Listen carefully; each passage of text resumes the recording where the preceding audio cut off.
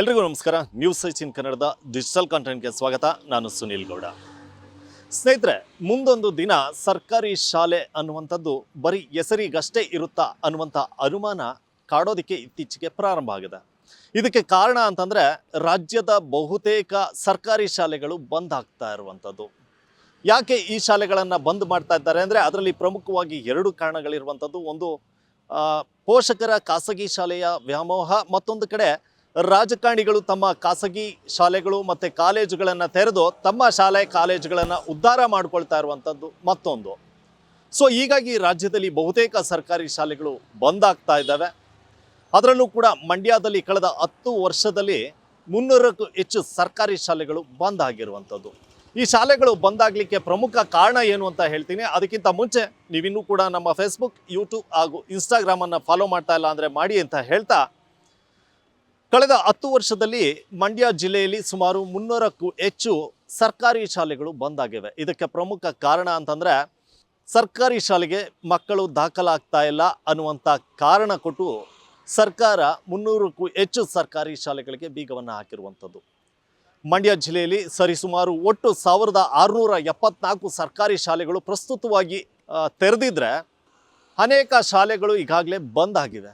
ಅಂದರೆ ಇಲ್ಲೂ ಕೂಡ ಸಾಕಷ್ಟು ಜನರು ತಮ್ಮ ಮಕ್ಕಳು ಖಾಸಗಿ ಶಾಲೆಗೆ ಹೋದರೆ ಉತ್ತಮವಾದ ವಿದ್ಯಾಭ್ಯಾಸವನ್ನು ಕಲಿತಾರೆ, ಸರ್ಕಾರಿ ಶಾಲೆಗೆ ಹೋದರೆ ಅಲ್ಲಿ ಸರಿಯಾದಂಥ ಪಾಠ ಪ್ರವಚನಗಳು ನಡೆಯೋದಿಲ್ಲ ಅನ್ನುವಂಥದ್ದು ಈ ಮಂಡ್ಯ ಜಿಲ್ಲೆಯಲ್ಲಿ ಅನೇಕ ಪೋಷಕರಿಗೆ ಇರುವಂಥದ್ದು. ಹೀಗಾಗಿ ಅವರು ತಮ್ಮ ಮಕ್ಕಳ ವಿದ್ಯಾಭ್ಯಾಸಕ್ಕಾಗಿ ಖಾಸಗಿ ಶಾಲೆಗಳ ಮೊರೆಯನ್ನು ಹೋಗ್ತಾ ಇದ್ದಾರೆ. ಅಂದರೆ ಖಾಸಗಿ ಶಾಲೆಯಲ್ಲಿ ಸಾಕಷ್ಟು ಡೊನೇಷನನ್ನು ಕೊಟ್ಟು ಕೂಡ ಅಲ್ಲಿ ಮಕ್ಕಳಿಗೆ ಉತ್ತಮ ವಿದ್ಯಾಭ್ಯಾಸ ಸಿಗುತ್ತೆ ಅನ್ನುವಂಥ ನಿಟ್ಟಿನಲ್ಲಿ ಖಾಸಗಿ ಶಾಲೆ ಅತ್ತ ಪೋಷಕರು ಮುಖ ಮಾಡ್ತಾ ಇರುವಂಥದ್ದು.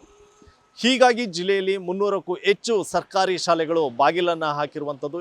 ಈ ರೀತಿ 300ಕ್ಕೂ ಹೆಚ್ಚು ಸರ್ಕಾರಿ ಶಾಲೆಗಳು ಬಾಗಿಲನ್ನು ಹಾಕಿದರೂ ಕೂಡ ಸರ್ಕಾರ ಕಣ್ಣಿದ್ದು ಕಣ್ಣಿಲ್ಲದಂತೆ ವರ್ತಿಸ್ತಾ ಇದೆ. ಸರ್ಕಾರಿ ಶಾಲೆಗಳನ್ನು ಯಾವುದೇ ಕಾರಣಕ್ಕೂ ಕೂಡ ನಾವು ನಿರ್ಲಕ್ಷ್ಯವನ್ನು ಮಾಡೋದಿಲ್ಲ, ಬಾಗಿಲನ್ನು ಹಾಕೋದಿಲ್ಲ ಅಂತ ಶಿಕ್ಷಣ ಮಂತ್ರಿಗಳು ಹೇಳಿಕೆಯನ್ನು ಪದೇ ಪದೇ ಕೊಡ್ತಾ ಇದ್ರು ಕೂಡ ಮಂಡ್ಯ ಜಿಲ್ಲೆಯಲ್ಲಿ ಅನೇಕ ಸರ್ಕಾರಿ ಶಾಲೆಗಳು ಬಾಗಿಲನ್ನು ಹಾಕ್ತಾ ಇದ್ದಾವೆ. ಯಾಕೆಂದರೆ ಪ್ರಮುಖವಾಗಿ ಅಲ್ಲಿಗೆ ವಿದ್ಯಾರ್ಥಿಗಳು ದಾಖಲಾಗ್ತಾ ಇಲ್ಲ. ಸರ್ಕಾರಿ ಶಾಲೆಗೆ ಹೋದರೆ ಆ ಸರ್ಕಾರಿ ಶಾಲೆಯ ಗೋಡೆಗಳನ್ನು ನೋಡಿದ್ರೆ, ಜೊತೆಗೆ ಅಲ್ಲಿ ನಡೆಯುವಂಥ ಪಾಠ ಪ್ರವಚನಗಳನ್ನು ನೋಡಿದ್ರೆ ಎಂಥ ಮಕ್ಕಳನ್ನು ಕೂಡ ಪೋಷಕರು ಸೇರಿಸೋದಕ್ಕೆ ಹಿಂದೇಟನ್ನು ಹಾಕ್ತಾರೆ. ಅದೇ ಪರಿಸ್ಥಿತಿ ಮಂಡ್ಯ ಜಿಲ್ಲೆಯಲ್ಲೂ ಕೂಡ ಇರುವಂಥದ್ದು. ಈ ನಿಟ್ಟಿನಲ್ಲಿ ಮಂಡ್ಯ ಜಿಲ್ಲೆಯಲ್ಲಿ ಅನೇಕ ಸರ್ಕಾರಿ ಶಾಲೆಗಳು ಬಾಗಿಲನ್ನು ಹಾಕಿರುವಂಥದ್ದು. ಈ ವಿಚಾರವಾಗಿ ಮಂಡ್ಯ ಜಿಲ್ಲೆಯ ರೈತರು ಸಾಕಷ್ಟು ಹೋರಾಟವನ್ನು ಮಾಡಿದರು. ಸುಮಾರು 1,500 ಕಿಲೋಮೀಟರ್ನಷ್ಟು ಪಾದಯಾತ್ರೆಯನ್ನು ಮಾಡಿ ಜನರನ್ನು ಜಾಗೃತಗೊಳಿಸುವಂಥ ಕೆಲಸವನ್ನು ಕೂಡ ಮಾಡಿದರು. ಆದರೆ ಸರ್ಕಾರಿ ಶಾಲೆಗಳು ಸರಿ ಇದ್ದರೆ ನಾವ್ಯಾಕೆ ಖಾಸಗಿ ಶಾಲೆಯತ್ತ ಮುಖ ಮಾಡ್ತೀವಿ ಎನ್ನುವಂಥ ಪ್ರಶ್ನೆಯನ್ನು ಪೋಷಕರು ಮಾಡ್ತಾ ಇದ್ದಾರೆ.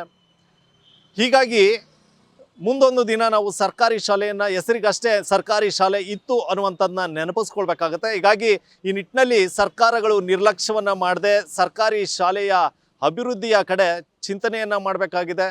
ಹಾಗೆ ಪೋಷಕರು ಕೂಡ ಸರ್ಕಾರಿ ಶಾಲೆಗೆ ಮಕ್ಕಳನ್ನು ಸೇರಿಸುವಂಥ ಕೆಲಸಕ್ಕೆ ಮುಂದಾಗಬೇಕಾಗಿದೆ.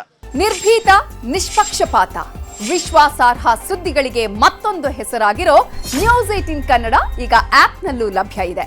ದಯವಿಟ್ಟು ಇಲ್ಲಿರೋ QR ಕೋಡ್ ಅನ್ನು ಸ್ಕ್ಯಾನ್ ಮಾಡಿಕೊಂಡು ಆಪ್ ಡೌನ್ಲೋಡ್ ಮಾಡೋದಕ್ಕೆ ಮರಿಬೇಡಿ.